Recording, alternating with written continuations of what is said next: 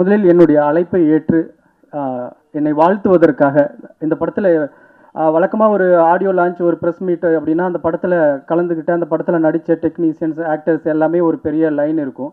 இது ஒரு தனி மனிதன் அப்படின்னு ஒரே ஒரு மனிதனாக எடுத்த படம் அப்படிங்கிறதுனால நான் யாரையும் பெருசாக கூப்பிடணும்னு நினைக்கல.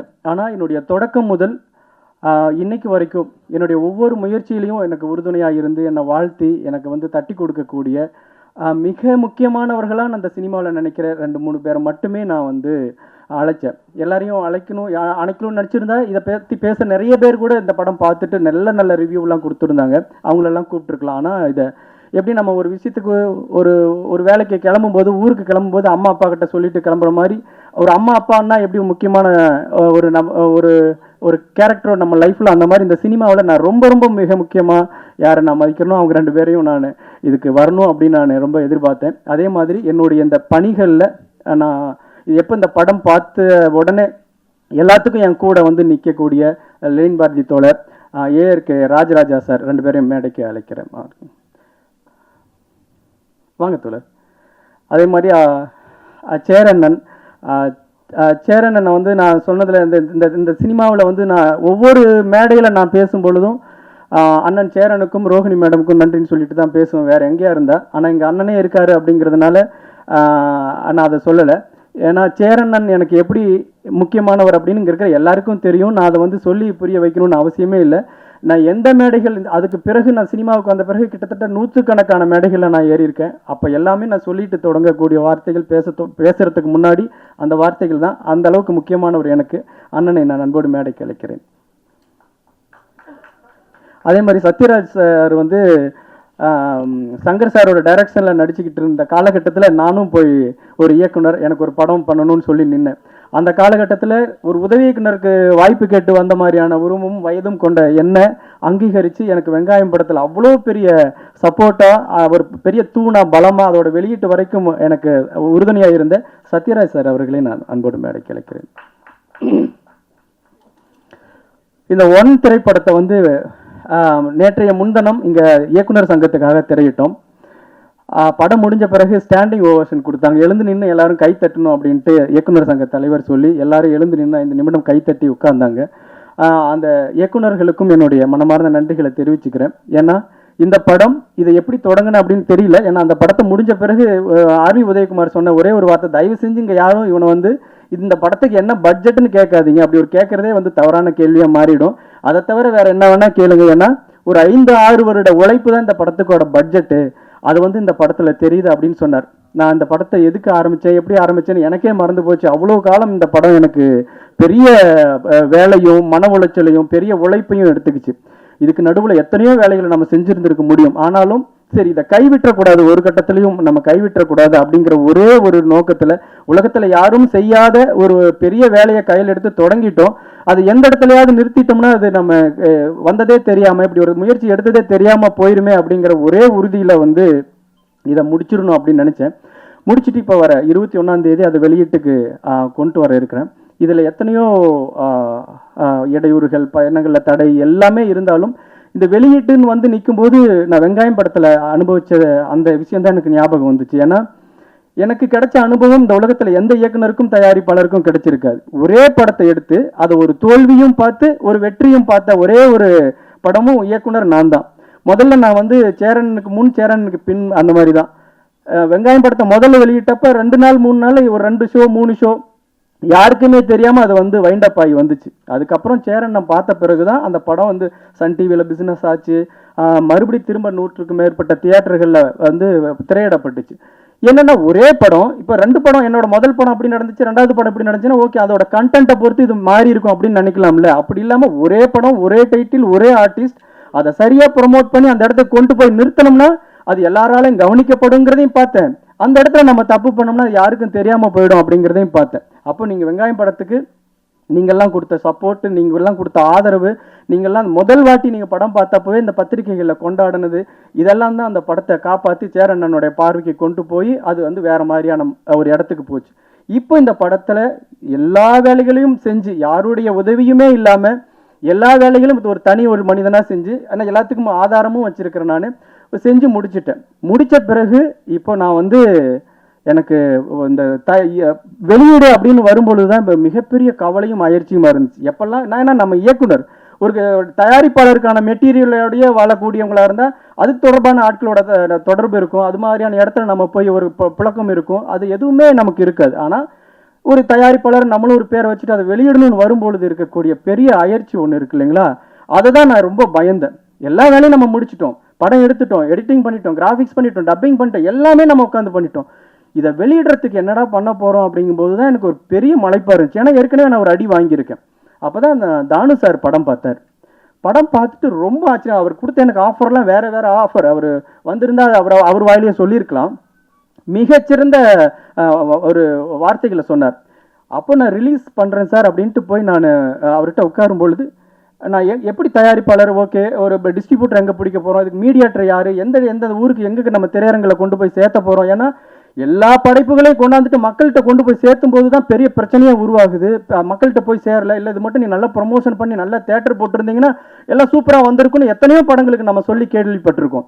அந்த மாதிரி இந்த 5-6 வருட கால உழைப்பை வந்து இந்த தேட்டர் கிடைக்காம, நம்ம சரியான டிஸ்ட்ரிபியூட்டர் கிடைக்காம நம்ம வந்து இந்த படத்தை வீணடிச்சிருவோமோ அப்படிங்கிற ஒரு கவலையில் தானு சார்கிட்ட நான் போய் சொல்கிறேன், சார் எனக்கு வந்து எப்படி ரிலீஸ் பண்ணுறது என்னன்னே ஒரு குழப்பமாக இருக்குது, நீங்கள் எனக்கு கொஞ்சம் கைட் பண்ணும் அப்படின்ட்டு.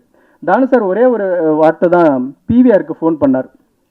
பிவிஆருக்கு ஃபோன் பண்ணி நான் ஒரு ஒன் மேன் அப்படின்னு ஒரு படம் பார்த்தேன், எக்ஸ்ட்ராடினரியான ஒரு படம், ரொம்ப மிரண்டுட்டேன் அப்படின்னு. அதுக்கப்புறம் அவர் சொன்ன ஒரு 10 வார்த்தைகள் இருக்கு இல்லைங்க, அந்த 10 வார்த்தைகளும் சாதாரண வார்த்தைகளில் பொன்னெழுத்துக்களால் பொறிக்கப்படிய வார்த்தைகள் அப்படின்னு தான் சொல்லலாம்.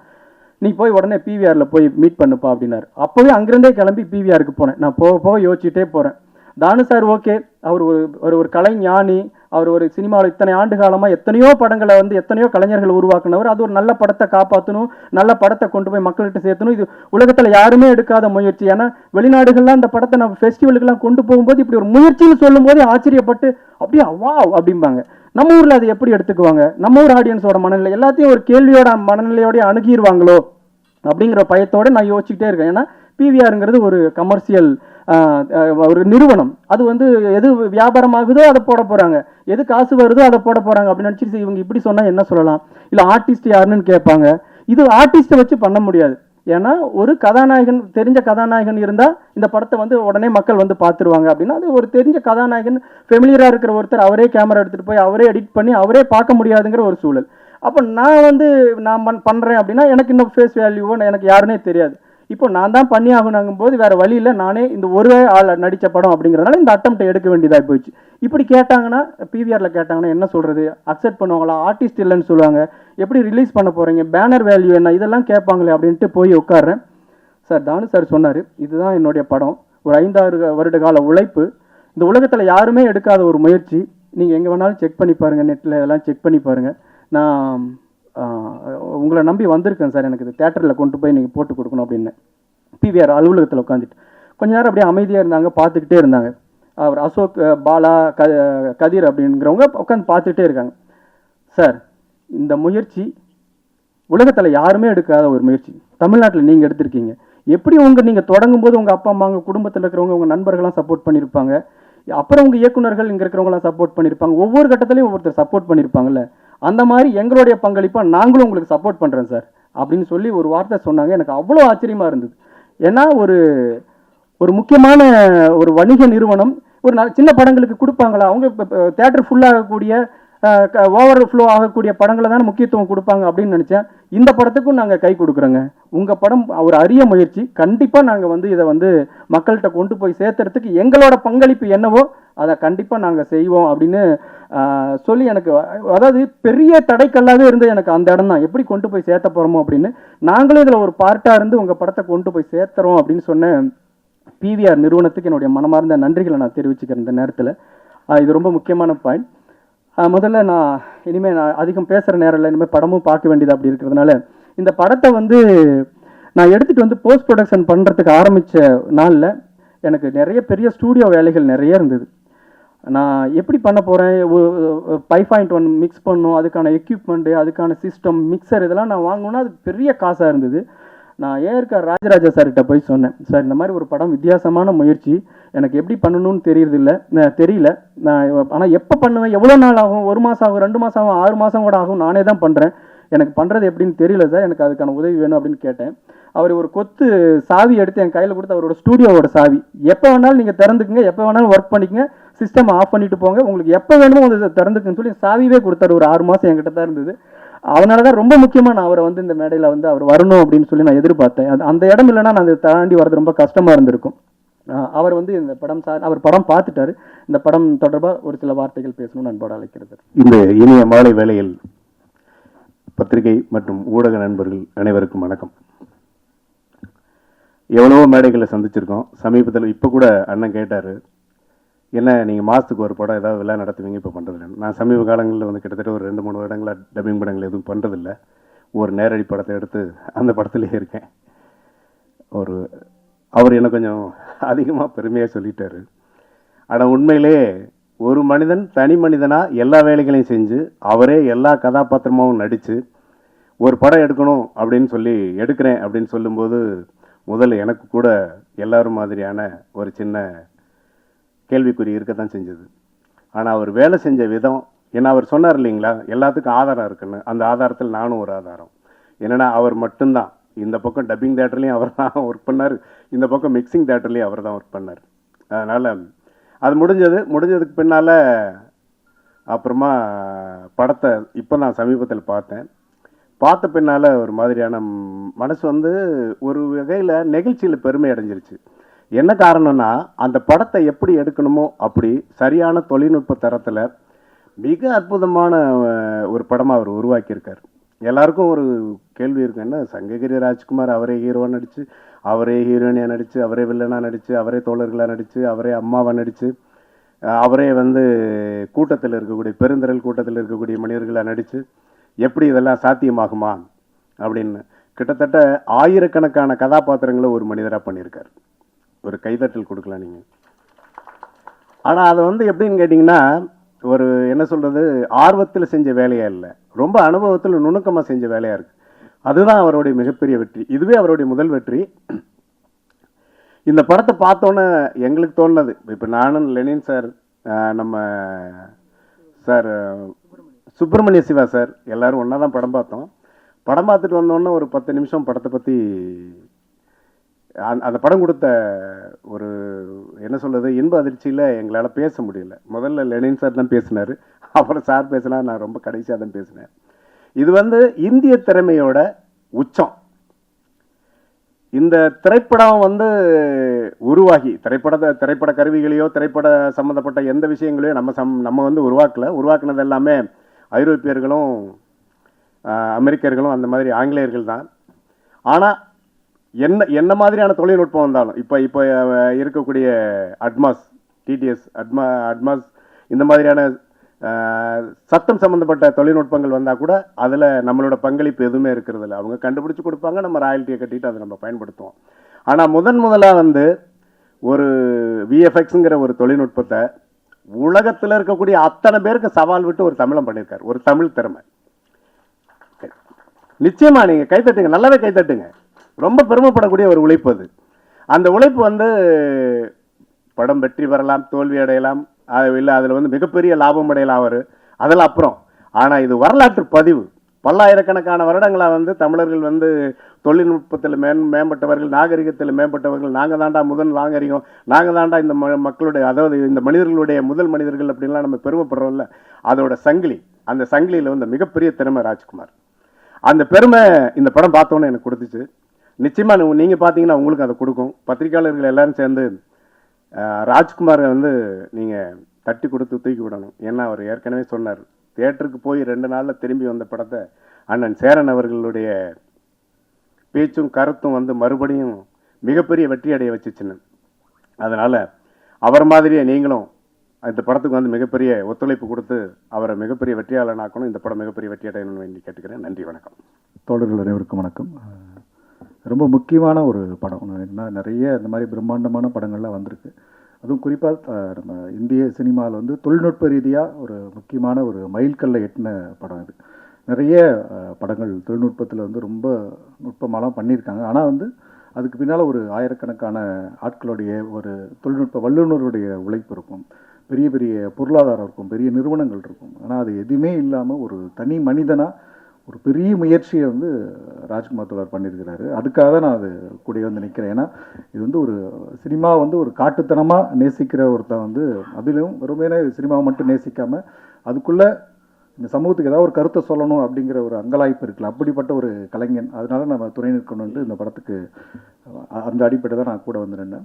ரொம்ப நீங்கள் படம் பார்க்கும்போது உங்களுக்கு புரியும், ஒரு நபராக வந்து இவ்வளோ வேலைகளை செய்ய முடியுமா அப்படின்னு சொல்லிட்டு. தமிழ் சினிமாவை நேசிக்கிற, இல்லை சினிமாவை நேசிக்கிற அத்தனை கலைஞர்களும் அத்தனை ஜாம்பான்களும் இந்த படத்துக்கு வந்து உறுதுணையாக நிற்கணும் அப்படிங்கிறத இந்த நேரத்தில் நான் வேண்டுகோளை எடுத்துக்கிறேன்.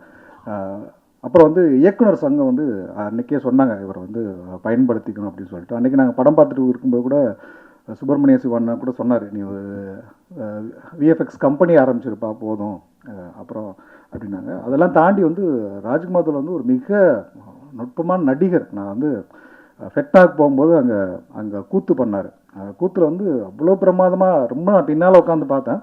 ஆனால் ரொம்ப நுட்பமான நடிப்பு வந்து பின்னால் உட்காரவங்களுக்கும் தெரிகிற மாதிரி வெளிப்படுத்தியிருந்தார். அது இந்த படத்துல நீங்கள் பார்த்தீங்கன்னா தெரியும். ஒரு அவ்வளவு ஒரு தமிழில் வந்து நீங்கள் ரொம்ப பயன்படுத்த வேண்டிய ஒரு நடிகர் அவர். இந்த படத்தை இன்னும் வந்து தமிழ்நாடு திரைப்படக் கல்லூரியில் வந்து அந்த மாணவர்களுக்கு போட்டு காட்டி, இவரை வந்து திரைப்படக் கல்லூரியில் வந்து ஒரு அங்கமாகவும் அந்த மாணவர்களுக்கு தொடர்ச்சியாக இந்த தொழில்நுட்பத்தை எப்படிலாம் நம்ம கையாளணும் அப்படிங்கிறத சொல்லிக் கொடுக்குற ஒரு பணியையும் வந்து தமிழ்நாடு அரசு செய்யணுங்கிறத கேட்டுக்கிறேன். நன்றி, வணக்கம். ராஜேந்திர சோழனுடைய நிகழ்ச்சியை தெருக்கூத்தா போட்டோம். ராஜேந்திர சோழன் அரண்மனையில் இருப்பார். அமெரிக்க தமிழ் சங்கங்களுடைய கூட்டமைப்பு பேரவை, எல்லா மாகாணத்திலையும் இருக்கக்கூடிய சங்கங்கள் ஒன்று கூடக்கூடிய, வருடம் முழுக்கக்கூடிய அவர் ஒரு 6000 பேர் ஒன்று கூடக்கூடிய ஒரு மிகப்பெரிய நிகழ்வு. அங்கே அந்த ராஜேந்திர சோழனோட கதை போடும் பொழுது ராஜேந்திர சோழனை வந்து விக்ரம பாண்டியனும் சேரர்களும் படையெடுத்து வருவாங்க. அப்போ ராஜேந்திரனுக்கு இப்போ கட்டியக்காரனை நான் போட்டிருந்தேன். கட்டியக்காரன் வந்து எல்லாரையும் அடிச்சு விரட்டுவார். அடிங்க மண்ணா, அவரை அடிங்க மண்ணா அப்படிமா. இவன் யாருடா? இவன் விக்ரம பாண்டியன். அடிச்சு துரத்துங்க மண்ணா, அவன் தலையை கொய்துங்க மண்ணா அப்படிமா. இவன் யாருடா? இவன் சேரன்டா அப்படிமா. ஐயா சேரன்னா கொஞ்சம் அடிக்காதீங்க, விட்டுருங்க அப்படிமா. வேண்டா அப்படிமா. அவர் தாங்க என் படத்தை ரிலீஸ் பண்ணி கொடுத்தாரு, அவர் இல்லைன்னா இல்லைங்க நான் இங்கே இருந்திருக்கவே முடியாதுங்க அப்படிமா. எல்லாரும் அப்போது எனக்கு கிடைக்கிற ஒவ்வொரு மேடைகளிலும், ஏன்னா தெருக்கூத்தில் மைக்கெல்லாம் பிடிச்சி நன்றி சொல்ல முடியாது, தேங்க்ஸ் கார்டு போட முடியாது படம் மாதிரி, ஒவ்வொரு தெருக்கூத்துலையும் நான் அப்படி தான் வைப்பேன். அது ஏன்னா நான் வந்து இன்னைக்கு இங்கே நிற்கிறேன் அப்படின்னா அதுக்கு சேரன் தான் காரணம். அது இங்கே இருக்கிற எல்லாருக்குமே தெரியும். இல்லைன்னா ஊரில் ஆடு மாடு மேய்ச்சிக்கிட்டு இருந்திருப்பேன். அப்புறம் அண்ணன் கூட நினைக்கலாம், எல்லாத்துக்கும் எதுக்கு நீ என்ன கூப்பிட்ற அப்படின்னு அண்ணன் நினைக்கலாம். ஆனால் எல்லாத்துக்குமே நான் அம்மா கிட்ட தான் போய் அம்மா நான் போயிட்டு வரேன்னு சொல்லுவேன். நமக்கு உலகத்தில் 1000 பேர் தெரிஞ்சவங்களா இருக்கும், 1000 பேர் வந்து நமக்கு அறிமுகமாக இருப்பாங்க, நம்ம கூட பழகிறவங்களா இருக்காங்க. நம்ம எப்படி வீட்டில் அம்மா அப்பா கிட்ட சொல்லிட்டு போகிற மாதிரியான உணர்வு. அதனால தான் சேரன்னு நான் வந்து நீங்கள் வந்தே ஆகணும், நான் இந்த படம் வெளியாக போகுது, இவ்வளோ வருஷம் கஷ்டப்பட்டு இந்த படம் மக்கள் மத்தியில் போகுதும்போது உங்களுடைய வாழ்த்துக்களோட போகணும் அப்படிங்கிற என்னுடைய ஆத்மார்த்தமான ஒரு எண்ணத்தில் தான் உங்களை 2 பேரையும் நான் அழைச்சது. சேரன் வந்து வெங்காயம் படத்துக்கு பண்ணின அந்த உதவியை நான் வந்து அதுக்கு பிறகு இந்த உலகத்தில் நிறைய சேரன்கள் இருப்பாங்க அப்படின்னு நான் நம்பினேன். உலகம் முழுக்க சேரன்களாக இருப்பாங்க அப்படின்னு நம்பினேன். அப்புறம் தான் அதனால தான் இந்த 1 படம் மாதிரி அடுத்த பயாஸ்கோப் மாதிரியான படங்கள்லாம், சேரன் நம்ம ஒரு வெங்காயம்னு ஒரு படம் எடுத்துகிட்டு போனால் நம்மளை காப்பாற்றி அங்கே விட்டார் இல்லை, அந்த மாதிரி அடுத்தடுத்து உலகத்தில் சேரன் இருப்பாங்க அப்படின்னு நான் நினச்சேன். ஆனால் உலகத்தில் ஒரே ஒரு சேரன் தான். அவர் இன்னைக்கு வரைக்கும் எனக்கு வந்து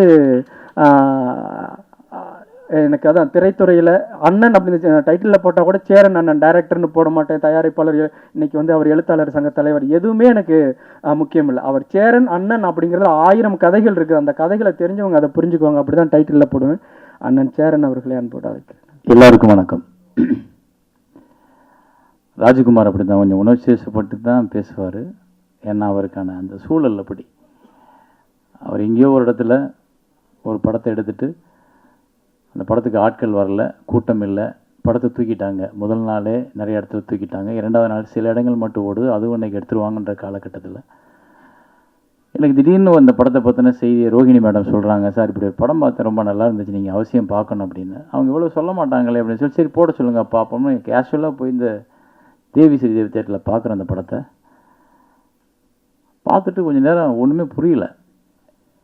எப்படி ஒரு பையன் ஒரு கேமராவை தூக்கிக்கிட்டு ஒரு கிராமத்துக்குள்ளே போய் இருக்கிற சின்ன பிள்ளை, ஆயா, பாட்டேன், பாட்டி, சித்தப்பா, பெரியப்பா எல்லாம் நடிக்க வச்சு, ஆனால் சொல்லியிருக்கிற கருத்து வந்து அவ்வளோ ஸ்ட்ராங்கான கருத்து, நம்ம மடமையை கொளுத்தக்கூடிய, நம்மளோட உணர்ச்சிகளை பயன்படுத்திக்கிட்டு வியாபாரம் பண்ணுறவங்களோட பொய்யை தோல்விச்சு காட்டுற ஒரு படம். ஆனால் அதை ரொம்ப நேர்த்தியாக ஒருத்தர் எடுத்துருந்தான்றப்போ சும்மாவே நம்ம ஒரு நல்ல படம் பார்த்தோம்னா தூங்க மாட்டோம். உடனே பதிவு போடுறது என்ன, அதை பற்றி பேசுகிறது என்ன, அதை கிடைக்கிற மேடையிலலாம் பேசுகிறது என்னன்னு சொல்லும் பொழுது இது எனக்கு ரொம்ப நெருக்கமான ஒரு படமாக என்னுடைய தாட்ஸாக இருந்தது. என்னுடைய கிராமத்து மக்களை நான் அதுக்குள்ளே பார்த்தேன். என்னோட கிராமமும் என்னோட மக்களும் உள்ளுக்குள்ள இருக்கும்போது என்னால் அதை விட்டு விடுபட்டு வெளியே போக முடியாமல் சரி அந்த படத்தை என்ன பண்ணலாம் அப்படின்றப்ப நல்லா இருக்கு இது ஏன் ஓடலைன்னு கூப்பிட்டு பேசும்போது அவர் இப்படி சொல்லும்போது அதை அந்த அந்த நேரத்தில் என்னை யாரோ நிறைய பேர் தூக்கி சுமந்துருக்காங்கல்ல, அப்போ நான் எனக்கு கிடைக்கிற வாய்ப்பப்போ நான் ஒருத்தனை தூக்கி சுமக்கணும்ல, அதானே தர்மம். அந்த இடத்துல நான் சங்கை ராஜ்குமாரை தூக்கிக்கிட்டேன் தோள் மேலே. அப்புறம் எல்லா இயக்குநர்களையும் கூப்பிட்டு அந்த படத்தை பாருங்கன்னு சொன்னோன்னே இப்போ சங்கை ராஜ்குமார் கூப்பிடும்போது யாருன்னு தெரியல, வர முடியல அப்படின்றப்போ இப்போ நான் கூப்பிட்டோன்னா அதுக்கு ஒரு அடையாளம் கிடைக்குது. எல்லா இயக்குநர்களும் வர்றாங்க. கிட்டத்தட்ட 52 பேர் இன்றைக்கி படம் பார்க்குறாங்க இயக்குநர்கள். அன்றைக்கி லோகேஷ் கனகராஜ் படம் பார்த்தது மாதிரி அன்றைக்கி போனேன் லோகேஷோட டிசி பார்க்கறதுக்கு. எல்லா இயக்குநரும் இங்கே இருந்தாங்க. எனக்கு இதே மாதிரி ஒரு காட்சி ஏற்கனவே அரங்கேறி இருக்கேன் வெங்காயத்தில், அப்படி தான் தோணுச்சு. அத்தனை இயக்குனர் இருந்தாங்க. அப்போ அந்த வெற்றி இருக்கும்போது நம்ம கூப்பிட்டா எல்லாமே நடக்கும். அதை அன்னைக்கு நான் பார்த்தேன். அதை இப்போவும் அது நடந்துச்சு, அன்னைக்கு அது நடந்துச்சு. அப்போ எல்லா டைரக்டரும் பார்த்துட்டு எல்லாரும் வெயிட் பண்ணி இந்த படத்துக்கு ஒரு படம் பார்த்தா சில டைரக்டர்லாம் சொல்லாமல் கொள்ளாமல் பின்வழியை ஓடி போயிடுவோம் படம் நல்லா இல்லைன்னா. ஆனால் அத்தனை பேரும் நின்று அந்த திரைப்படத்தை வேல்யூ பண்ணி நின்று பேசினாங்க. அந்த 52 டைரக்டர்ஸ் பார்த்ததும் அதை பூரா கட் பண்ணி ஒவ்வொரு டைரக்டரோட கருத்துக்களையும் வீடியோவாக மாற்றி அவரோட படத்தை இடையில இணைச்சி அதை கொண்டு போய் சன் டிவியில் போட்டு காட்டினேன். சார் இப்படி இவ்வளோ டைரக்டர் சொல்லியிருக்காங்கன்னா ரொம்ப நல்ல படமாக தான் சார் இருக்கும் அப்படின்னு சொல்லிட்டு முதல்ல 5 ரூபாய்க்கு வாங்காத அந்த படத்தை 52 லட்ச ரூபாய்க்கு விற்றோம். அந்த ஒரு முயற்சியில் அந்த 52 லட்சத்தை வச்சு 30 ரூபாய் வியாபாரம் பண்ணுறதுக்கு வச்சுக்கிட்டு இந்த அந்த 20 ரூபாய் நீ வச்சுக்க 30 ரூபாய் வச்சு விளம்பரம் பண்ணணும்னு சொல்லிட்டு மறுபடிக்கும் தியேட்டர் பிடிச்சி மறுபடிக்கும் அந்த படத்தை திரையரங்கத்தில் சேரன் வழங்கும் பெருமையுடன் வழங்குன்னு போட்டு வெங்காயம் அப்படின்னு போட்ட உடனே தியேட்டருக்காரங்க போனால் தியேட்டர் கொடுத்தாங்க. மறுபடிக்கும் அது 1 வாரமோ 10 நாளோ ஓடிச்சுல்ல, 10 நாள் ஓடிச்சு அந்த படம். ஆனால் ஒரு நல்ல கலெக்ஷனை பார்த்தோம். அது கொஞ்சம் அவருக்கு அவருடைய சுமையை கொஞ்சம் இறக்கி வைக்க அது உதவுச்சு. இது சங்கை ராஜகுமார் இல்லை, அந்த திரைப்படம் தான் அதுக்கு காரணம். சங்கை ராஜகுமார் எனக்கு முன்ன பின்ன தெரியாது யாருன்னு. என்னை அந்த உந்துதலுக்கு தள்ளுனது அந்த திரைப்படம். அது மாதிரி நிறைய திரைப்படங்கள் நம்ம பார்த்துருக்கோம். நமக்கு அந்த கடமை அது. நம்ம உண்மையான சினிமாவை நேசிக்கிறவர்களாக இருந்தால் கண்டிப்பாக நம்ம அதை செஞ்சே தீரணும். அதை விட்டு வெளியே போக முடியாது. அவ்வளோதான் எனக்கும் சங்கை ராஜகுமாரோட பந்தம். ஆனால் அவர் அந்த உதவியை இன்னைக்கு வரைக்கும் மறக்காமல் பெருசாக எடுத்துக்கிட்டு அதை பற்றி பேசும்போது ஒவ்வொரு இடத்துலையும் சொல்லும் பொழுது இப்போ தான் எனக்கு தோணுச்சு, சேரன்ற பேருக்கு அடிக்காதீங்க பாவம், அவரே எனக்கு உதவி பண்ணான்றப்போ அவர் என் மேலே வச்சுருக்க கருணை அது நல்லது, சந்தோஷம். ஆனால் அவர் அப்படி தான். இவரோட படங்கள்லாம் இவர் சம்பாதிக்கிறதுக்கு சினிமாவுக்கு வரல. இவர் மண்டைக்குள்ளே நிறைய அரிப்பு, நிறைய உள்ளுக்குள்ளே யோசிச்சு சினிமாக்கள்லாம் நிறைய பார்க்குறாரு. அப்போ சாதாரண சாமானியனும் ஒரு சினிமாவை எடுத்துட முடியும், சாமானியன்கள்கிட்டையும் சினிமாவை கொண்டு போய் சேர்த்துட முடியும், சாமானியன்களையும் சினிமாவுக்குள்ளே பயன்படுத்திட முடியும்ன்ற ஒரு பெரிய கர்வம் அவருக்கு உண்டு. அவரோட அடுத்த படம் கூட பயோஸ்கோப் பார்த்தீங்கன்னா அந்த வெங்காயம் எடுத்த கதையே ஒரு படமாக எடுத்திருப்பார். வெங்காயத்துக்கு ஒரு கஷ்டப்பட்ட அந்த கதையை எடுக்க அதை திருப்பி ஒரு படமாக்குனார். அந்த படமும் எனக்கு ரொம்ப ரசித்து பார்த்தேன். இது என்ன இப்படி இவ்வளோ இவர்கிட்ட ஒரு நல்ல நகைச்சுவை உணர்வு இருக்கும். அந்த நகைச்சுவை உணர்வு அந்த படத்துக்குள்ள இருந்துச்சு. அந்த ஆயா பாட்டி எல்லாரும் அதை பேசுனது எல்லாமே ரொம்ப. நம்ம ஊரில் என்ன ஒரே ஒரு பிரச்சனைனா இந்த பெரிய நடிகர்கள் கமர்ஷியல் படங்கள் இதையே பார்த்துட்டு தியேட்டரை ஃபில் பண்ணுற கூட்டங்கள் இந்த மாதிரி படங்களை நழுவ விட்டுறாங்க. அப்புறம் எங்கேயோ ஒரு ஓடிடி பிளாட்ஃபார்ம், சார் அந்த தோழர் அந்த படம் ரொம்ப நல்லா இருந்துச்சு சார், அந்த படம் ரொம்ப நல்ல படம் சார், நீங்கள் அதில் என்ன சார் பண்ணீங்க அப்படின்னு கேட்குற அளவுக்கு அந்த படம் இருக்குது. ஆனால் தியேட்டரில் அதுக்கான ரெஸ்பான்ஸ் குறைவாக இருக்குது. அது காரணம் நம்ம தான் அந்த படத்தை முன்னிறுத்தணும். நம்மன்னா நீங்கள் தான் அந்த மாதிரியான திரைப்படங்களை முன்னாடி மக்கள்கிட்ட கொண்டு போய் நிப்பாட்டினா முதல் ஷோ, முதல் விமர்சனம், முதல் ரிவ்யூ உங்கள் மூலமாக தான் வெளியே போகுது. அப்போ அந்த மாதிரி படங்களுக்கு எப்படி இப்போ இந்த படமே சார் பார்த்தீங்கன்னா 1 அப்படின்றது இந்த படத்தில் இருக்க எல்லாமே ஒரே ஆள். இந்த புது முயற்சிக்காகவே நம்ம அதை பாராட்டணும். ஆனால் அந்த புது முயற்சியை சிறப்பாக செஞ்சிருக்கிற ராஜ்குமார். அந்த படத்தை பார்த்துட்டேன் ஒரு 2 வருஷம் 3 வருஷம் இருக்குன்னு நினைக்கிறேன்ல, முதல் வருஷம். அப்போ நான் பார்த்துட்டு அந்த படத்தை பார்க்கும்போது எனக்கு என்னப்பா நீயே இவ்வளவையும் தூக்கி சுமந்திருக்கியே, எப்படி இது முடிஞ்சிச்சா எப்படி? அப்போவே அவர் கொஞ்சம் நல்லா இருந்தது. ஆனால் அது இப்போ மறுபடியும் இன்னும் நிறைய மாற்றி ரீஷூட் பண்ண மாதிரி திருப்பி ரீஒர்க் பண்ணி சிஜியில் எல்லாம் எல்லாத்தையும் மாற்றி இப்போ இந்த அப்போ பார்க்கும்போது இல்லை, இப்போ இருக்குது. இதெல்லாம் இதில் தொங்குறது நீங்கள் தான், மேலே இருக்குது நீங்கள் தான். அந்த மாதிரி படத்தில் வந்தீங்கன்னா இப்போ நம்ம ராஜ்குமாராக தெரிவார், ஆனால் வேற யாரால தெரிவார். அதுக்கு எவ்வளோ மெனக்கடன் பாருங்க. ஒரே ஆள் நடித்து, ஒரே ஆள் இயக்கம் பண்ணி, ஒரே ஆள் ஒளிப்பதிவு பண்ணி, ஒரே ஆள் லைட்டு பார்த்து, ஒரே ஆள் எடிட் பண்ணி, ஒரே ஆள் சவுண்ட் ரெக்கார்ட் பண்ணி, இது எல்லாத்துக்கும் அவ்வளோ டைம் எடுக்கும். கிட்டத்தட்ட 3 வருஷம் 4 வருஷம்ன்றது உங்களுக்கு குறைவு. இன்னும் 10 வருஷம் கூட ஆகலாம் ஒரு சில படங்கள். அப்படிலாம் நடந்திருக்கு. ஸோ இந்த உழைப்பு உங்களை அடையாளப்படுத்தும். அப்புறம் இன்னொரு படம் இவர் ஒன்று பண்ணி வச்சிருக்காரு, இன்னும் ரிலீஸ் பண்ணலன்னு நினைக்கிறேன். அந்த காட்டுக்குள்ளே எடுத்த படம் என்ன படத்து பேர்? நெடும்பா. அதை நாங்கள் வந்து எங்கள் சீட்டு வச்சில் வாங்கி ரிலீஸ் பண்ணுறதுக்காக வாங்கினோம். அது ஒரு அற்புதமான படம். கண்ணீர் வந்துடும் கடைசியில். அது எல்லாரும் நடிச்சிருப்பாங்க. இவங்க அப்பா ஒரு தலை சிறந்த நடிகர். அவங்க அப்பாவை தான் எனக்கு வெங்காயத்தில் ரொம்ப பிடிச்சிச்சு. அந்த கூத்து பாட்டு பாடுறவராக இருப்பார். அந்த நடு ரோட்டில் மகளுக்காக பிச்சை எடுத்து ரோட்டில் நின்று பாடுவார். அந்த வேஷம் வந்து எக்ஸ்ட்ரானரி. அதே மாதிரி அவர் ஒவ்வொரு படத்திலும் நடிக்கிற. இப்போ கூட யாரோ ஒரு படத்தில் நடிக்க வச்சுருந்தாங்க,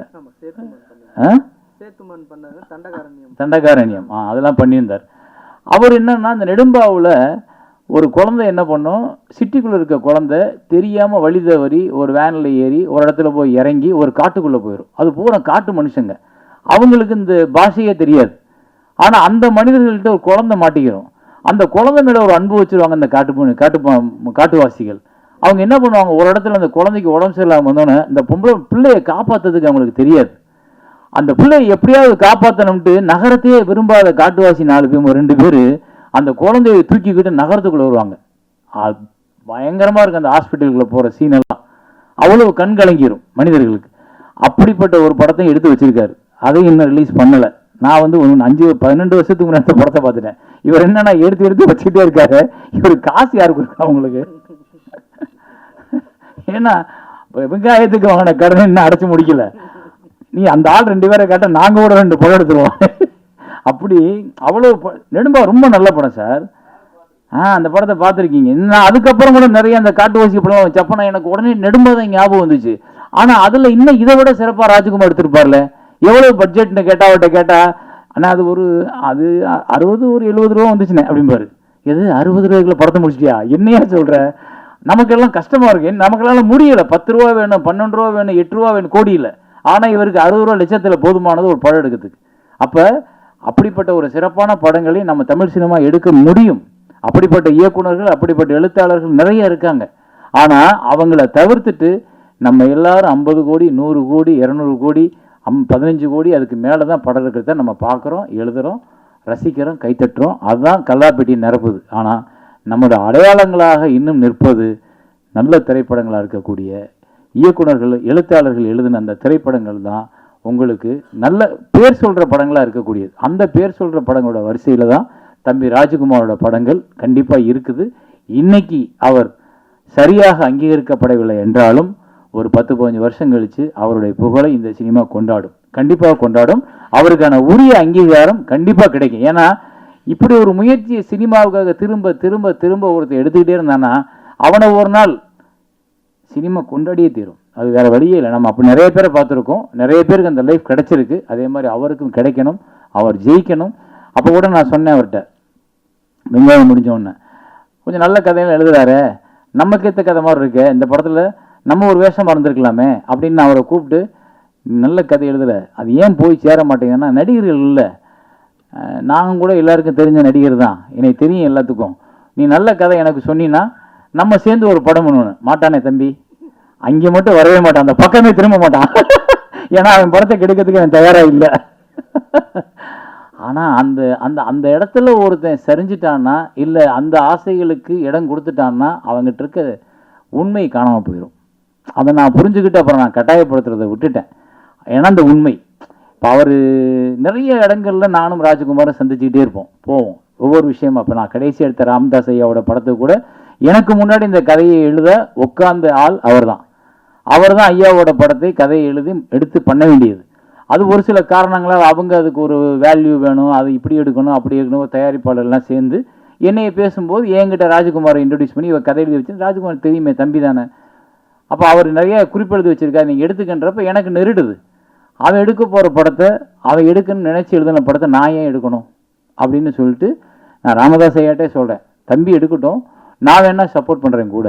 ஏன்னா அவன் ஒரு கனவு இருந்திருக்கும், அவனுக்கு ஒரு அடையாளம் வேணும், அது ஒரு அழகாக அந்த கதையை தொகுத்துருப்பான், அப்போ அதை போய் நான் எடுக்கணும்னா தட்டி பறிச்சது மாதிரி இருக்கும் அப்படின்னு நான் அவர்கிட்ட சொல்கிறேன். அவங்க அப்புறம் பேசிட்டு இல்லை இந்த கதை இன்னும் சிறப்பாக வரணும், இப்படி வரணும் அப்படின்னு சொல்லிட்டு அப்போ சொல்லும்போது நான் அவனை கூப்பிட்டு சொன்னேன், தம்பி என்னால் மறுக்க முடியல, வேறு வழி இல்லை, கேட்குறாங்க. ஒரு பெரியவர் கேட்கும்போது நான் அதை வேணாம்னு தூக்கி போட்டு வர்ற அளவுக்கு எனக்கு அந்த அவரோட அன்பை நான் உதாசீனப்படுத்த முடியாது. வேறு வழி இல்லாமல் நான் ஒத்துக்கிறேன் நீ சொல்லிட்டு தெரியுது. அது கூட எனக்கு வருத்தம் என் மேலே. ஆனால் உங்கள் மேலே எனக்கு நீங்கள் சொல்லியிருக்கலாம்னு நினைனேன். பட் நான் என்ன பண்ண முடியும், உனக்கு நல்லது செஞ்சா அதே சேரம் தான், உனக்கு கெடுதல் செஞ்சால் கூட இருக்கட்டுமே, நீ வச்சுக்க அப்படி. ஏன்னா அப்படி இடத்துல ஒண்டி நம்மளை தள்ளும். ஆனால் வேறு வழி இல்லை. இப்போ பாருங்கள், அந்த படம் உனக்கும் இல்லை எனக்கும் இல்லை யாருக்கும் போச்சு. கடைசியில் எடுக்கப்படவே இல்லை.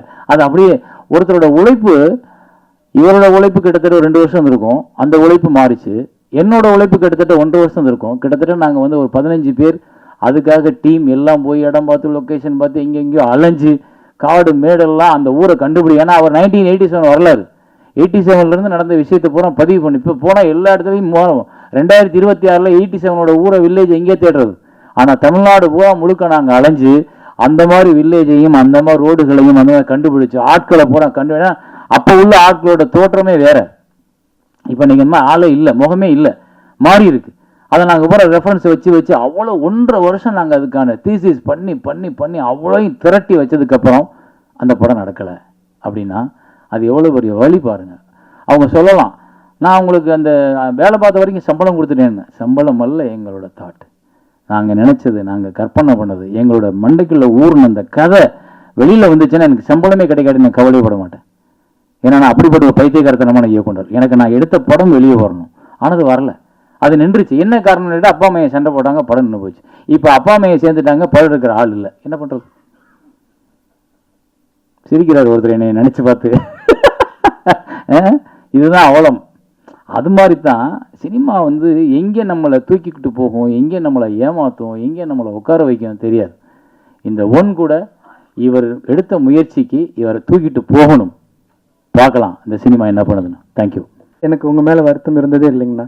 ஏன்னா எதுவாக இருந்தாலும் அப்போ கூட நான் எனக்கு பதிலாக யார் இதை செஞ்சால் சரியாக இருக்கும்னு அவங்க என்ன தேர்வு பண்ணியிருக்காங்கன்னா, சேரன் அப்படின்னா ராஜ்குமார் எதுவுமே சொல்ல மாட்டான் அப்படின்னு தான். ஏன்னா சேரன் அந்த இடத்துல பண்ணுறாரு அப்படின்னு சொன்ன உடனே நான் இருக்கிற இடத்துல என் அண்ணன் இருந்தா எனக்கு ரொம்ப திருப்தி தான் அப்படின்ட்டு தான் நான் எந்த வார்த்தையுமே சொல்லாமல் இருந்து வந்தேன். அது எனக்கு அண்ணன் பண்ணியிருந்தாலும் நான் பண்ணினதை விட ரொம்ப மகிழ்ச்சி அடைஞ்சிருப்பேன். அடுத்து வந்து நான் முதல்ல சத்யராஜ் ஐயாவை இங்கே விஜய் பார்க்கில் தான் நான் சந்திக்க போகிறேன். நான் வரும்போது ஏதோ அசிஸ்டன்ட் டைரக்டர் தான் வந்திருக்கான் அப்படின்ட்டு தான் நினச்சிட்டு இருந்திருக்காரு. ஆனால் அப்போ கூட வந்து எழுந்து நின்று வணக்கம் வச்சார். எனக்கு அப்போ நாம் பார்க்க போகிறோம் ஒரு பெரிய நடிகர், ஒரு அப்போல்லாம் சங்கர் சார் படம் நடிச்சிட்டு இருக்காரு. நம்ம போனால் உள்ளே விடுவாங்களான்னு பயந்துட்டு போகிறோம். அவ்வளோ உட்காந்துட்டு ஏதோ முக்கியமாக ஏதோ பண்ணிட்டு இருந்தோம். எழுந்து நின்று வணக்கம் வச்சுட்டு சொல்லுங்கள் யார் வந்திருக்காங்க, நான் அப்படி பார்க்க வந்திருக்கேன், டைரக்டர் வரல அப்படின்னு. நான் தாங்க அப்படின்னு. அப்படியா, சரி உட்காருங்க, என்ன விஷயம் அப்படின்னா, முக்கியமாக என்னென்னா வேலு பிரபாகரன்கிற ஒரு அடையாளம் வந்து என்னை வந்து ஒரு கவசமாக காப்பாற்றுச்சு. அப்படியே வேலு பிரபாகரனோட அசிஸ்டண்டா நீங்கள், உட்காருங்க அப்படின்னு கேட்டார். அப்போது ஊரில் நான் ஒரு யாரோடைய சப்போர்ட்டுமே இல்லாமல் எங்கள் தாத்தா பாட்டி அங்கே இருக்கிறவங்க கடை வச்சுருவங்களை வச்சு நான் ஒரு படம் பண்ணுறேன் அப்படின்னா முதல்ல எடுத்த உடனே எல்லாரும் நினைப்பாங்க ஏதோ ஒரு ஆர்வக்கோளரில் ஒரு மொக்க படம் பண்ண போகிறான் அப்படின்னு தான் எல்லாரும் தவிர்ப்பாங்க. ஆனால் எதன் அடிப்படையிலையோ என்னை வந்து சரியாக உள்வாங்கிக்கிட்டு, இல்லை இந்த படத்தில் நான் ஒரு பகுதியாக இருந்தேன்னா உனக்கு இந்த படம் வந்து மக்கள்கிட்ட போய் சேரத்துக்கு ஒரு காரணமாக இருக்குன்னு சொல்லி எந்த விதமான அறிமுகமும் இல்லாமல், எந்த விதமான நடிகரும் இல்லாத, எந்த விதமான டெக்னீஷியனும் இல்லாத, ப்ரொடியூசரே இல்லாத ஒரு படத்தில் எனக்காக வந்து ஏற்காடில் வந்து அந்த மலைகள்லாம் ஏறி இறங்கி நடித்து கொடுத்த அந்த தன்மை என்னென்னா, இவன் சமூகத்திற்கு ஏதோ சொல்ல போகிறான், அதில் ஒரு பங்காக நான் இருக்கணும்னு நினச்ச அந்த சமூக அக்கறை, சமூகத்தின் மீது அவருக்கு குறைஞ்ச பாசம் தான். அந்த பாசம் இன்னைக்கு வரைக்கும் தடம் மாறாமல், எந்த இடத்துலையும் அவர் இடம் மாறாமல் ஒரே இலக்கோட பயணிக்கக்கூடிய மரியாதைக்குரிய மானமிகு இனமூர் சத்யராஜ் ஐயா அவர்கள். பத்திரிகை நண்பர்களுக்கும் ஊடக நண்பர்களுக்கும் என்னுடைய வணக்கத்தை தெரிவிச்சுட்டு, பல நல்ல படத்தை கொடுத்ததுக்காகவும் சேரன் சாருக்கு நன்றி சொல்லலாம், வெங்காயம் படத்தை ப்ரமோட் பண்ணதுக்காகவும் நன்றி சொல்லலாம். ஏன்னா அந்த படத்தில் நானும் இருக்கிறேன். மேடையில் இருக்கிற அத்தனை பேருக்கு என்னுடைய வணக்கத்தை சொல்லிக்கிறேன். ராஜ்குமார் கிட்ட நான் சேர்ந்ததுக்கு மிக முக்கியமான காரணம் யாருன்னு கேட்டிங்கன்னா, பகுத்தறி பகலவன் தந்தை பெரியார் அவர்கள் தான். என்ன எனக்கு ஃபோன் பண்ணது வந்து தந்தை பெரியார் திராவிடர் கழக தலைவர் கோவை ராமகிருஷ்ணன் தான் ஃபோன் பண்ணார். நம்ம தம்பி ஒருத்தர் வராருங்க, ஐயாவோட தொண்டர், நீங்கள் என்னென்னு பார்த்து என்ன முடியுமோ செய்யுங்க. ஏன்னா அவருக்கும் பெருசாக சினிமா பற்றியெல்லாம் தெரியாது ராமகிருஷ்ணனுக்கு. வந்தால் இப்படி ஆசிட்டிஸ் நீங்கள் சத்யராஜாவே வரணும். அதில் ஒரு பாட்டு வருது, அதில் மட்டும் பெரியார் கெட்டப்பில் ஒரு 4-5 ஷாட் வந்தீங்கன்னா போதும் அப்படின்னு சொல்லி பண்ணேன். எனக்கு வந்து ஒரு படம் நடிக்கல எப்படி வரும் அப்படிங்கிறது தெரியாது. கேரக்டர் ரோல் பண்ண ஆரம்பிச்சதுக்கப்புறம் கதாநாயகன நடிக்கலையாவது முழு கதையை சொல்லுவாங்க. இவங்க மியூசிக், இவங்க கூட நடிக்கிறவங்க, கவுண்டமணி என்ன செந்தில், அது இதுன்னு ஒரு ஒரு பேக்கேஜ் இருக்கும். இப்போ கேரக்டர் ரோல் பண்ணிக்கிட்டு இருக்கீங்கள ஒரு 20 வருஷமாக வந்து நம்ம கேரக்டர் தப்புலாம் வருதா போய் நடிச்சுட்டு வந்துடுது, அவ்வளோதான். நானும் கூட அதுக்கு ஒரு பஞ்சு டைலாக் வச்சுருக்கேன். வால்டர் வெற்றிவேல் அமெரிப்படை காலத்தில் சினிமா என் கையில் இருந்தது, இப்போ நான் சினிமா கையில் இருக்கேன். அதனால வந்து போனோமா வந்தோமா அதுதான். அப்புறம் நான் நடிக்காத படத்தினுடைய இசை வெளியீட்டு விழா ப்ரமோஷனுக்கெல்லாம் நான் போகிறதில்ல. இப்போ சேரன் சார்னா போய் ஆனா என்ன, எழுத்தாளர் சங்க தலைவர், இயக்குனர் சங்க தலைவர், தயாரிப்பாளர் சங்க தலைவர்னா போயிடணும். நான் ஏன் போகிறதில்லன்னா, பிரச்சனை என்னென்னா மாதம் மாதம் ஒரு படம் வருது. அது நான் போன மாதம் வந்து சாருகேசி, இந்த மாதம் ஜிடி நாயுடு, அடுத்த மாதம் மண்டாடி வருது. இப்போ நம்ம நடித்த படத்தை பற்றி நம்மளுக்கு சின்ன விமர்சனம் மனசுக்குள்ள இருந்தாலும் கூட அது மேடையில் சொல்கிறது நாகரிகம் இல்லை. அந்த படத்தை பற்றி புகழ்ந்ததை பேசியானும். எங்கிட்ட இருக்கிற மிஸ்டேக், ஒரு 2 பால் ஓவராகவே போடுவேன், எக்ஸ்ட்ராவாக 2 பால் போடுவேன். ஏன்னா மனிதர்களுடைய சந்தோஷம், குறிப்பாக கலைஞர்களுடைய சந்தோஷம் வந்து அங்கீகாரத்துக்காக ஏங்குவது தானே, பாராட்டுக்காக ஏங்குவது அப்படிங்கிறத மனிதனுடைய மனமே. அதனால் அதை நம்ம ஃபுல்ஃபில் பண்ணிட்டு போவோமே. நான் மணிவண்ணன் சார்லாம் சும்மா தமாஷா சிரித்து பேசினேன். தலைவரை ஐஸ் வைக்கிறதுனா சின்ன கியூபெல்லாம் வைக்கக்கூடாது தலைவரை, அது வலிக்கிட்டு வந்துடும். பெரிய பாரை தூக்கி போட்டு அடிச்சிடணும்.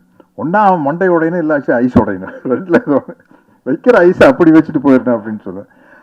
பட் இந்த படத்துக்கு நான் ஏன் வந்தேன் அப்படின்னா, வெங்காயம் படம் பார்த்து பிரமிச்சு போயிட்டேன். ஏன்னா நான் போய் ஒரு நாள் நடிச்சுட்டு வந்தேன், 2 நாள் நடிச்சுட்டு வந்தேன். மற்றபடி உள்ள என்ன இருக்குதுன்னு தெரியல. படம் பார்த்தப்ப என்னடா இவ்வளோ பிரமாதமாக இருக்குது, இது என்ன, டேக் ஆஃப் ஆகிறது கஷ்டம் எனக்கே தெரியும். ஆனந்தவனில் மட்டும் பிரமாதம் விமர்சனம் எழுதுனான்னு நினைக்கிறேன். அப்போ வந்து இந்த மாதிரி மீடியா எல்லாம் ஆனந்தவுடன், குங்குமம் மாதிரி பத்திரிகைகள், எல்லா பத்திரிகையிலையும் பிரமாதமாக எப்படி சேரன் சார் ஆட்டோகிராஃப் வந்து அடிச்சு தூக்கி ஒரு 10 நாள் கழிச்சு செம பிக்கப்னு நினைக்கிறேன்ல, எங்கேயோ போயிடுச்சு. ஆட்டோகிராஃப் போட்ட போடு பெரிய போடு, அது மாதிரி விமர்சனங்கள்லாம் பிரமாதமாக இருக்குது. பட் படம் டேக் ஆஃப் ஆகலை.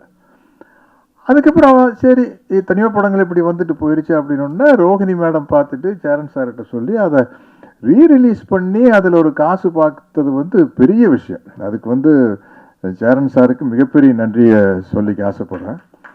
அப்புறம் ஒரு இயக்குனருடைய கற்பனை பாருங்க. சேரன் சார் ஒரு படத்தை கஷ்டப்பட்டு ஒரு கிராமத்தில் போய் கிராமத்தில் இருக்கிறவங்களையே நடிக்க வச்சு எடுக்கிறோம். குறிப்பாக அவங்க அப்பா வந்து பிரமாதம் நடிச்சிருப்பாரு. அந்த கஷ்டத்தை ஒரு படமாக எடுக்கிறது. பயாஸ்கோப்னு ஒரு படம், அந்த எவ்வளோ காமெடிகள் அதுக்குள்ளே இருக்கும். ஊருக்குள்ளேயே ஆளுகளை பிடிச்சி நடிக்க வைக்கிறது, ட்ரைனிங் கொடுக்கறதுங்கிறது. நான் அந்த படம் பார்த்து பிரமாதமாக இருந்தது. இப்போ இந்த படத்தை பற்றி கேள்விப்பட்டேன், எனக்கு இன்னும் பெரிய குழப்பத்தில் இருக்கிறேன்.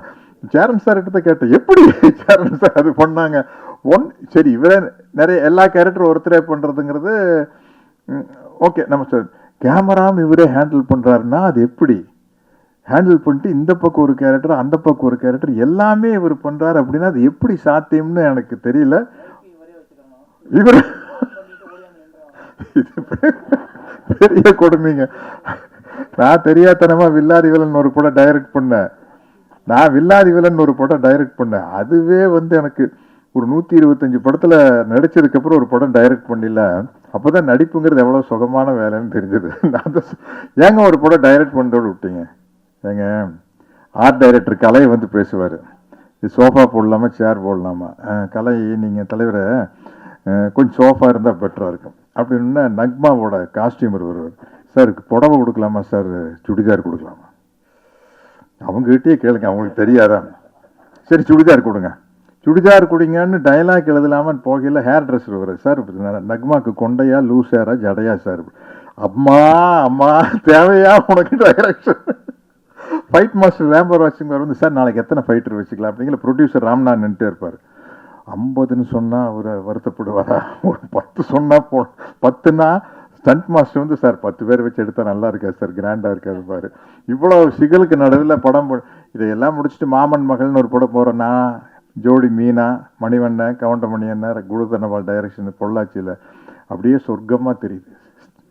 ஷார்ட் அடினா போனோம், ஸ்டார்ட் கேமரா ஆக்ஷன் நடித்தோம், கட்டுனா வந்து உட்காந்தோம், உலக அரட்டை அடிச்சுட்டு அங்கே லொக்கேஷன் இல்லாத மற்ற எல்லா நடிகர்களை பற்றி கலாய்ச்சிட்டு இருக்கிறவங்கள பற்றி பேச முடியாதுல்ல, இல்லாதவங்களை பற்றி எல்லாம் பேசி ஜாலியாக இருந்தது. இப்போ உண்மையிலேயே இந்த படம் வந்து எனக்கு பிரமிப்பாக இருக்குது. சரண் சார், நீங்கள் பார்த்தீங்களா?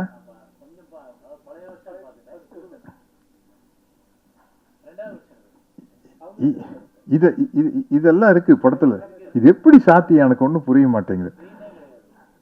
அப்ப ஒன் மேன் ஆர்மின்னு சொல்ற மாதிரி ஒன் மேன் ராஜமௌலின்னு நினைக்கிறேன், ஒன் மேன் பாகுபலி அப்படிங்கிற அதிகம். ஓ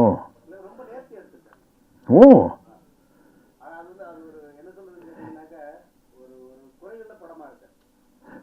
இல்லை, உண்மையிலேயே பத்திரிகை நண்பர்கள்கிட்ட நான் இது வரைக்கும் கெஞ்சி கேட்டுக்கிறேன், வேண்டி கேட்டுக்கிறேன்லாம் சொன்னதில்லைன்னு நினைக்கிறேன். என் ஞாபகத்துக்கு நான் நடித்த படத்தை எப்படியாச்சும் கொண்டு போய் ஜனங்கிட்ட சேர்க்கணும். எப்படியாச்சும் எல்லாம் சேர்க்க முடியாது, நல்லா இருந்தால் தான் போய் சேர்க்க முடியும்.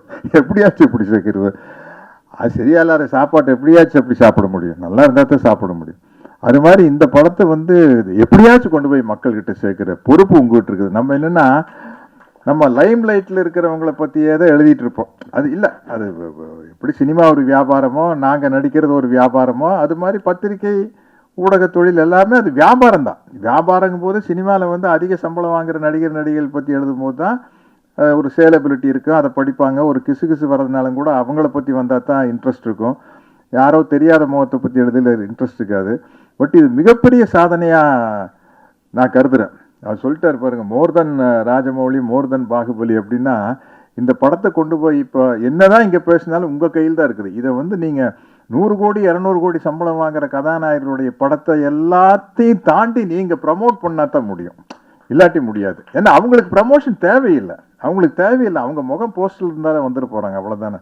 அதனால் வந்து இது உங்களுடைய ஒரு டியூட்டியாக எடுத்துக்கணும், கடமையாக எடுத்துக்கணும். அப்போ தான் வந்து இந்த மாதிரி புதிய முயற்சிகள் பண்ணக்கூடிய இயக்குனர்கள், இளைஞர்கள் நிறையா சினிமாவுக்கு வருவாங்க. நான் இந்த படத்தை பார்த்ததுக்கப்புறம் ராஜ்குமார் கிட்ட எப்படி என்ன ஏதுன்னு கேட்டு தெரிஞ்சுக்கிறேன். மிகப்பெரிய வெற்றி அடைய வாழ்த்துக்கள், நன்றிகள், வணக்கம். அது சார் சொன்ன மாதிரி அந்த படத்தில் அவர் நடிக்கலை, அண்ணனுக்கும் இந்த படத்துக்கும் எதுவும் தொடர்பு இல்லை, தோழருக்கு யாருக்குமே இதுக்கு பெருசாக எதுவும் தொடர்பு. இந்த படம் பார்த்துட்டு இந்த படத்துக்கான முயற்சியை எப்படியாவது நான் கொண்டு போய் மக்கள்கிட்ட சேர்த்தணும். நான் எங்கே தொடங்கணும், எங்கள் உறவினர்கள், நண்பர்கள், டெக்னீஷியன் இருந்து, ஸ்டூடியோ கொடுத்ததுலேருந்து, இந்த படம் பார்த்துட்டு என் கூட நிற்கிறதுலேருந்து, திரையரங்கம் நாங்கள் கொடுக்குறோன்னு பிவிஆர் சொன்னதுலேருந்து, இன்னைக்கு அண்ணனும் ஐயாவும் வந்து எனக்காக வாழ்த்தி பேசுனது வரைக்கும் இந்த முயற்சியை அங்கீகரிக்கணும் அப்படிங்கிற ஒரு ஆத்மார்த்தமான மனநிலையோட எல்லாரும் வந்து ஆதரவு கொடுத்துருக்காங்க. அதே மாதிரி நீங்களும் இந்த படத்தை பார்த்துட்டு மக்கள்கிட்ட கொண்டு போய் சேர்த்துறதுல இந்த உலகத்தில் யாருமே செய்யாத ஒரு முயற்சி ஒரு தமிழனா நான் செஞ்சு முடிச்சிருக்கேன். அதை இன்னைக்கு முடிச்சிருக்கேன். எனக்கு நான் சொல்லுவேன், ஆகஸ்ட் 21 இந்த படம் பெரிய வெற்றி தான் அப்படின்னு நினைக்கிறேன். ஏன்னா எத்தனையோ வாய்ப்புகள் இருந்தது, எத்தனையோ சந்தர்ப்பங்கள் இந்த படத்தை பாதியில் கைவிடுறதுக்கு இருந்தும் முடிச்சு கொண்டு வந்து சென்சார் பண்ணி திரையரங்கத்துக்கு கொண்டு வரதே பெரிய வெற்றியாக தான் நினைக்கிறேன். அவ்வளோ அயற்சியாகவும் டயர்டாகவும் இருக்குது. அது எல்லாத்தையும் உங்களுடைய ஆதரவான கருத்துக்களும் மக்கள்கிட்ட கொண்டு போய் சேர்த்தக்கூடிய உங்களுடைய முயற்சிகளும் இதுக்கு சப்போர்ட்டாக இருக்கும்னு நினச்சி நான் சொல்லி அனைவருக்கும் நன்றி சொல்லி விடைபெறுகிறேன். நன்றி, வணக்கம்.